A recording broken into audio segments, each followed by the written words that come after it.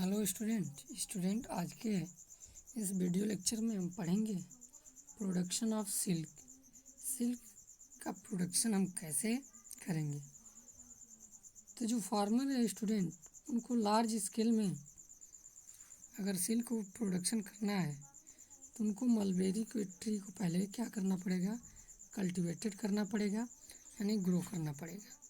क्योंकि जो silk worm है ये मलबेरी के ही पेड़ पर क्या किए जाते हैं, इनको पाला जाता है।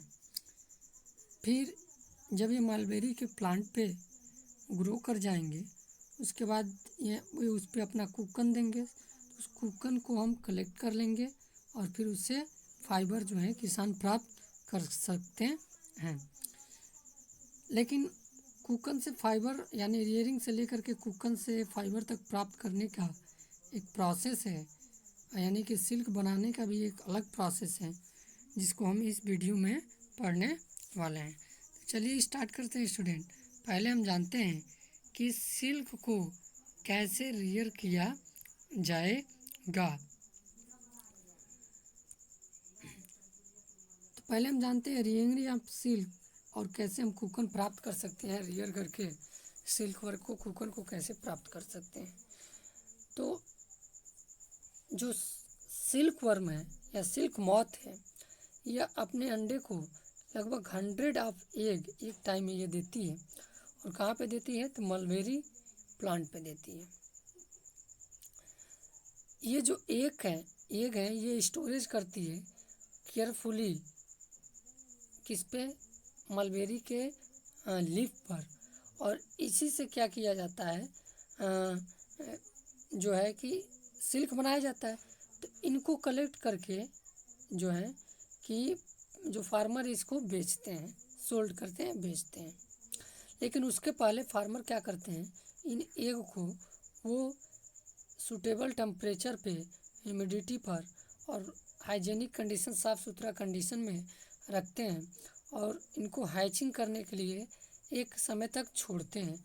जब ये हैच करते हैं तो उसमें से सिल्क वर्म रिलीज होता है और जिसे हम लार्वा या कैटरपिलर भी कहते हैं, इस एग से बाहर आता है।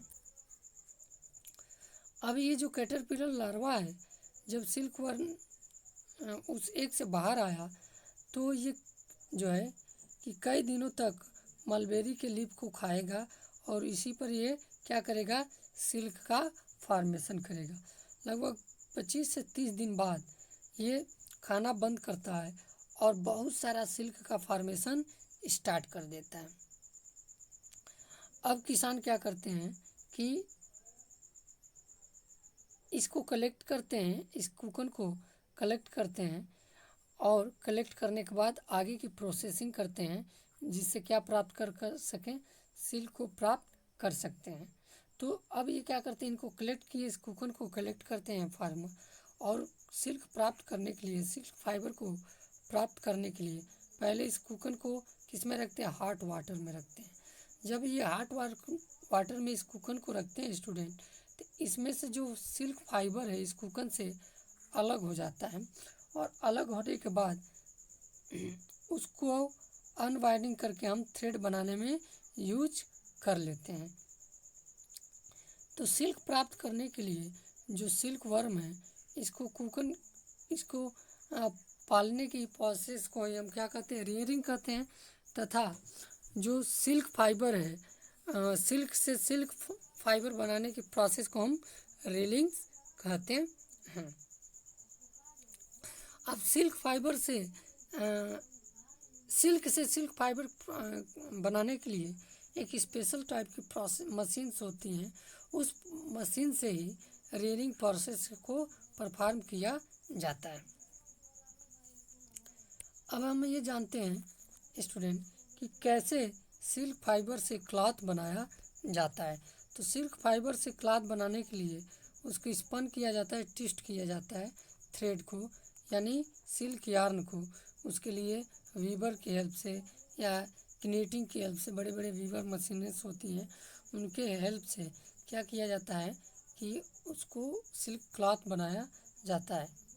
अब डिफरेंट वैरायटी की क्या होती हैं, सिल्क होती हैं। क्योंकि डिफरेंट डिफरेंट वैरायटी के सिल्क माथ होते हैं जो एक दूसरे से अलग होते हैं, और इसलिए वो डिफरेंट डिफरेंट वैरायटी के क्या बनाते हैं, डिफरेंट डिफरेंट वैरायटी के सिल्क के प्रोडक्शन भी करते हैं।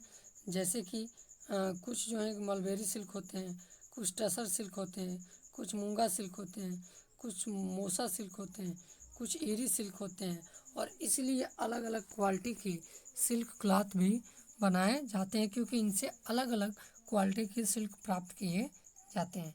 तो स्टूडेंट, आज के इस वीडियो लेक्चर में बस इतना ही। अगले वीडियो लेक्चर में एक अलग टॉपिक लेकर आएंगे। Thank you very much for watching the video.